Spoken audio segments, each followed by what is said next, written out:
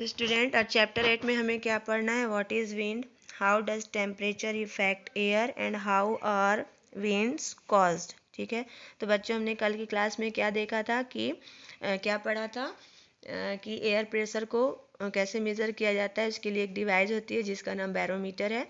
ठीक है, और हमने देखा था कि जो प्रेशर है वो एयर पर क्या इफ़ेक्ट डालता है।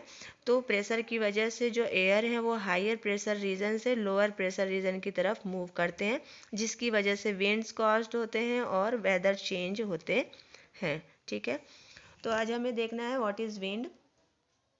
हमने कल इसके बारे में जाना था। जो विंड होती है वो क्या है? एयर के मूवमेंट को हम विंड कहते हैं। जब एयर एक एरिया से दूसरे एरिया की तरफ मूव करता है, ठीक है, तब हम उसको क्या कहते हैं? विंड कहते हैं। इसकी स्पीड जो है अलग अलग होती है विंड की। तो अगर इसकी स्पीड नॉर्मल होती है, जब 5 से 10 किलोमीटर पर आवर ये मूव करते हैं, तो एक नॉर्मल मूवमेंट है और इसको हम क्या कहते हैं? ब्रीज कहते हैं। और अगर इसकी स्पीड जो है 250 से 500 किलोमीटर पर आवर हो जाती है, तो एक ह्यूज स्टॉर्म का रूप ले लेता है। ठीक है, अब यहाँ देखो पेज नंबर 101 में जो विंड ब्लो करते हैं वो all across the earth in different direction, मतलब अर्थ पर डिफरेंट डिफरेंट डायरेक्शन से विंड जो है वो मूव करते हैं। विंड की जो स्पीड होती है और जो उसका डायरेक्शन होता है वो किन चीज़ों पर डिपेंड करता है? Latitude, rotation of earth, height and temperature पर डिपेंड करता है। क्या? विंड का स्पीड और उसकी डायरेक्शन। ठीक है, तो we will learn how wind and storm are cause. तो हम सीखेंगे कि जानेंगे कि कैसे विंड कॉज करते हैं या स्टॉर्म कॉज करते हैं। ठीक है, तो यहाँ देखो how does temperature effect air. पहले हम देखेंगे कि जो एयर पर टेम्परेचर का क्या इफेक्ट पड़ता है, वो कैसे इफेक्ट डालता है एयर के ऊपर। तो you know that in gaseous state, मतलब आप पहले से जानते हो गैसियस स्टेट के बारे में। जो गैसेस होते हैं उनकी प्रॉपर्टी कैसी होती है कि जो ये मैटर जो होते हैं, जब इनके जो पार्टिकल्स होते हैं तो ये लूजली पैक्ड होते हैं, है ना। और जब गैस को हीट किया जाता है, when you heat up a gas, जब गैस को हीट किया जाता है तो जो उसके पार्टिकल एक तो पहले से ही लूजली पैक्ड होते हैं और वो क्या गेन करने लगते हैं? हीट करने की वजह से एनर्जी गेन करने लगते हैं। ज़्यादा एनर्जी मिलने की वजह से ये बहुत फास्ट मूव करने लगते हैं, क्योंकि इनके पार्टिकल लूजली पैक्ड होने की वजह से ये किसी डायरेक्शन में मूव कर सकते हैं। और जब इनको हीट कर दिया जाता है तो इनको ज़्यादा एनर्जी मिल जाती है और बहुत फास्टर मूव करने लगते हैं। और क्या करने लगते हैं? इसका रिजल्ट क्या होता है कि जो गैसेस हैं और ज़्यादा जगह को, वॉल्यूम को ऑक्यूपाई करने लगते हैं। इन अदर वर्ड्स, अगर दूसरे शब्दों में कहें तो जो गैस है अगर उनको हीट किया जाता है तो ये एक्सपैंड होते हैं, फैलते हैं। ठीक है, तो therefore air expands on heating. तो एयर एक्सपेंड होते हैं क्या चीज़ से? हीटिंग से। तो एयर हम जानते हैं कि गैसेस के मिक्सचर है, एयर में गैसेस होती हैं और जब ये हीट होते हैं तो क्या होने लगते हैं? एक्सपेंड होने लगते हैं, फैलने लगते हैं। इसके लिए एक एक्टिविटी है, आप इसको करके देख सकते हो कि कैसे एयर जो है वो एक्सपेंड होते हैं हीट करने की वजह से। तो यहाँ पर क्या कह रहा है? आपको कुछ चीज़ें चाहिए। Take a dry and empty glass bottle, एक सूखा खाली ग्लास का बॉटल चाहिए हमको, विथ अ नैरो नेक, जिसकी नेक जो है वो पतली होनी चाहिए, नैरो होनी चाहिए। टेक अ बलून, और एक बलून लेना है, and slip it on the neck of the bottle, और उस बलून को जो है वो बॉटल के माउथ के ऊपर, नेक के ऊपर लगा देना है। ठीक है, अब क्या करना है आपको? Now put a bottle in a pan. अब उस बॉटल को एक पैन में रख देना है इस तरीके से। ठीक है, और उस पैन में वाटर होना चाहिए जो बॉयल किया जाएगा। ठीक है, तो कैसे पैन में रखना है? बॉइलिंग वाटर वाले पैन के ऊपर उस वाटर वाले पैन के ऊपर उस बॉटल को रख देना है। ठीक है, observe the balloon after 2 minute. तो जैसे जैसे वो वाटर हीट होने की वजह से जो एम्प्टी बॉटल है, खाली बॉटल है, उसके अंदर का जो एयर है वो भी हीट होगा। हीट होने की वजह से क्या होने लगता है? जो बलून है वो, देखो, इन्फ्लेटेड होने लगता है। ठीक है, तो बलून जो है वो फूलने लगेगा। Now again take a bottle out and keep it in a pan of cold water. अब ये जो हमने बॉटल बॉइलिंग वाटर में रखा था तो उसकी वजह से बलून क्या हो रहे थे, इनफ्लेटेड हो रहे थे। अब उसी बॉटल को अगर हम कहाँ रख लेंगे, कोल्ड वाटर वाले कंटेनर में रख देंगे, ठीक है। तो अब क्या होगा, जो ये बलून जो इनफ्लेटेड हो रहा था अब क्या हो जाएगा, डीफ्लेटेड अगेन, फिर से वो पिचक जाएगा, उसके अंदर की जो गैस है वो ठंडी हो जाएगी, है ना, और वो कंडेंस्ड हो जाएंगे। तो इस वजह से क्या हो जाएगा, वो डीफ्लेटेड हो जाएंगे, ठीक है।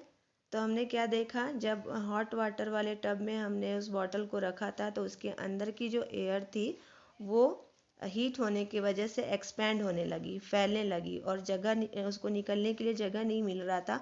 तो जहाँ पे बलून हमने लगाया था तो उस बलून के अंदर जाने लगा और बलून जो है क्या होने लगता है, इनफ्लेटेड होने लगता है, फूलने लगता है, ठीक है। और जैसे ही हम उसको कोल्ड वाटर वाले टब में रखते हैं तो क्या हो जाता है, जो अंदर की जो एयर थी वो ठंडी हो जाती है और फिर से वो कंडेंस्ड होने लगती है, जिसकी वजह से जो बलून है वो क्या हो जाते हैं, डीफ्लेटेड हो जाते हैं, ठीक है। अब देखो नेक्स्ट हमारा क्या टॉपिक है, how are winds caused, wind कैसे कॉज करते हैं, ठीक है, मतलब विंड कैसे कॉज होता है ना। The difference of temperature in the atmosphere causes wind, जो हमारा एटमॉस्फेयर है उसमें जो टेम्परेचर है उसमें जो बदलाव होते रहता है, कम ज़्यादा टेम्परेचर की वजह से क्या होता है, विंड कॉज होते हैं। The earth gets heated up due to sunlight, हम जानते हैं कि सनलाइट की वजह से जो हमारा अर्थ है वो क्या होने लगता है, हीट होने लगता है, गर्म होने लगता है। This in turn heats up the air just above the surface of the earth। अब क्या होता है, सनलाइट की वजह से जो हमारा अर्थ के सरफेस है वो गर्म हो जाता है। गर्म होने से अर्थ के सरफेस के ऊपर का जो एयर होता है वो भी क्या होगा, गर्म हो जाएगा। अब वो एयर क्या है, हॉट एयर एक्सपेंड, हमने अभी तुरंत पढ़ा कि जो टेम्परेचर की वजह से जो एयर है वो एक्सपेंड होते हैं टेम्परेचर बढ़ने से, ठीक है।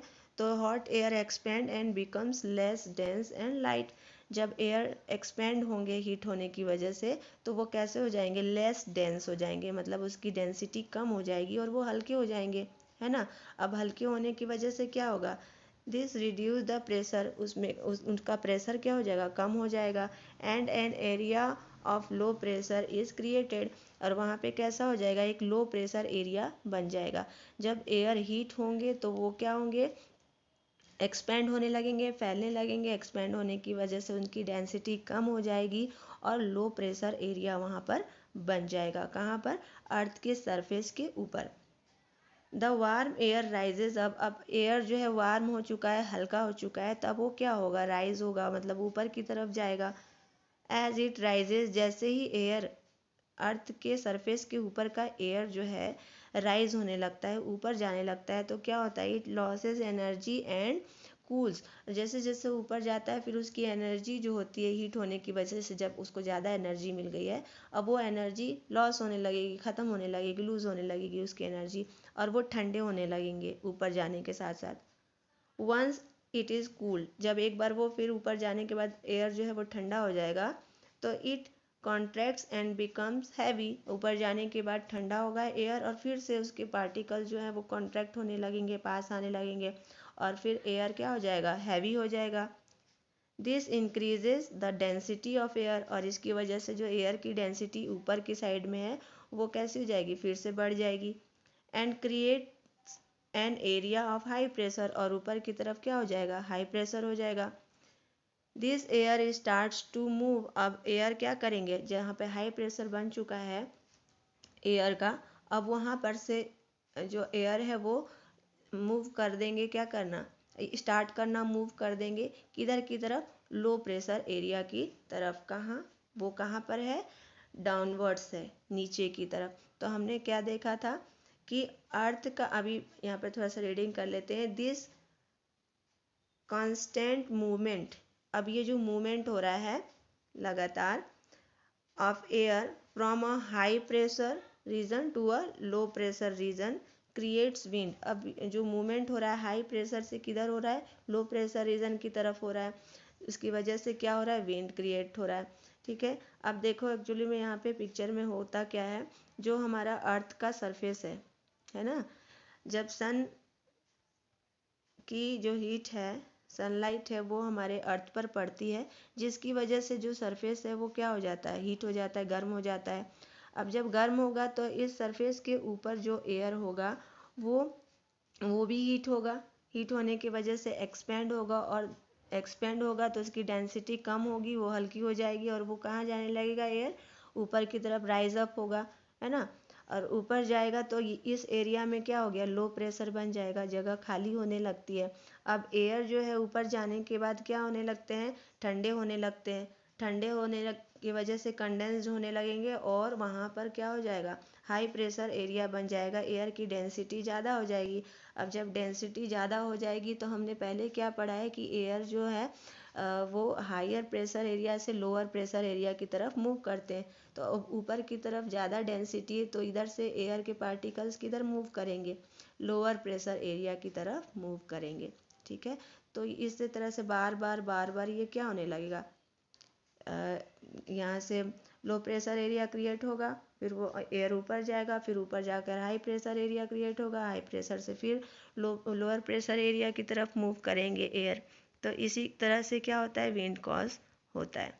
ठीक है, अब जो नेक्स्ट है हमारा, यहाँ पर एक फैक्ट दिया हुआ है जिसमें सी ब्रीज और लैंड ब्रीज के बारे में बताया गया है। तो इसको हम थोड़ा सा समझते हैं कि एक्चुअली में क्या होता है सी ब्रीज और लैंड ब्रीज। यहाँ देखो, ये जो सी ब्रीज और लैंड ब्रीज है एक्चुअली में कोस्टल एरिया में क्रिएट होता है। ऐसा रीजन जहाँ पर सी है और उसके पास लैंड है ना। तो अब क्या होता है, देखो डे टाइम और नाइट टाइम में जो ब्रीज मूव करती है। अब यहाँ जब डे टाइम में देखो सी ब्रीज कह रहा है, और नाइट के समय में जो मूवमेंट होता है विंड का, उसको हम लोग क्या कह रहे हैं, लैंड ब्रीज कर रहे हैं। तो अब दिन के समय क्या होता है कोस्टल एरिया में, जब सन जो है अर्थ के ऊपर पड़ता है, तो जो सी के पास वाला जो लैंड है वो क्या होगा, दिन के समय जल्दी गर्म हो जाता है, और जो वाटर है वो धीरे धीरे गर्म होते हैं। ठीक है, अब क्या होता है, जब जल्दी गर्म हो जाता है लैंड, तो दिन के समय क्या हो रहा है, इस लैंड के ऊपर वाला जो रीजन है, ठीक है, इस लैंड के ऊपर जो एयर होगा वो भी जल्दी हीट होगा, है ना। अब जल्दी हीट होने की वजह से क्या होगा कि यहाँ पर लो प्रेशर बन जाएगा, क्योंकि एयर जो है वो गर्म होकर के राइज होने लगेंगे, ऊपर जाने लगेंगे, है ना। ऊपर जब जाएंगे तो क्या होगा, अब यहाँ पर खाली हो जाएगी जगह। अब ओशन के साइड क्या होगा, यहाँ पर जो इसका जो ऊपर का सरफेस है वो कैसा है, ठंडा है, क्योंकि ये जल्दी गर्म नहीं होता है वाटर दिन के समय। तब ये जो यहाँ पर ठंडा है तो यहाँ पर एयर की डेंसिटी ज़्यादा है, ठीक है, हाई प्रेशर है। अब जो ये खाली जगह है इसको भरने के लिए हाई प्रेशर से जो एयर है वो मूव करके किधर आ जाएंगे, लैंड की तरफ आ जाएंगे, है ना। और इसी तरीके से क्या होता रहेगा, लैंड वाला जो एयर है ऊपर जाएगा, और जो सी के साइड का जो एयर है वो फिर से कहाँ आकर के भर देगा, लैंड वाले एरिया को फिल कर देगा। तो ये मूवमेंट चलता रहेगा, तो इसी को हम लोग क्या कहते हैं, सी ब्रीज। और ये कब होता है, डे टाइम में होता है। अब नाइट टाइम में क्या होता है, अब ये उल्टा हो जाता है। जो वाटर है वो दिन के समय धीरे मतलब जल्दी गर्म नहीं होता है, लेकिन लैंड जो है वो जल्दी गर्म हो जाता है। लेकिन वाटर जब गर्म होता है तो फिर ये जल्दी ठंडा नहीं होता है, और लैंड जो है रात के समय जल्दी ठंडा हो जाता है। तो अब क्या है, वाटर वाला जो एरिया है, ओशन वाला एरिया, उसके ऊपर के सरफेस का जो एयर होगा वो हीट होगा, है ना, गर्म होगा, और गर्म होने की वजह से राइज होगा सी लेवल के साइड, है ना। और लैंड के सभी तरफ जो सरफेस है ऊपर का, अभी वहाँ का एयर कैसा है, ठंडा है, क्योंकि लैंड तो ठंडी हो चुकी है रात में, है ना। तो यहाँ पर डेंसिटी एयर की ज़्यादा है। अब क्या होगा, कहाँ पे हाई प्रेशर एरिया क्रिएट हो रहा है, लैंड पर, और लो प्रेशर एरिया कहाँ पे क्रिएट हो रहा है, सी के सरफेस के ऊपर, है ना। तो अब किधर से एयर मूव करेंगे, लैंड की तरफ से किधर मूव करेंगे, सी की तरफ मूव करेंगे, है ना। तो अब हम इसको क्या कहेंगे, लैंड ब्रीज कहेंगे। ठीक है, तो ये डिफरेंस है सी ब्रीज और लैंड ब्रीज में। तो आज के लिए इतना ही है। नेक्स्ट क्लास में हम विंड करंट्स के बारे में पढ़ेंगे। ठीक है।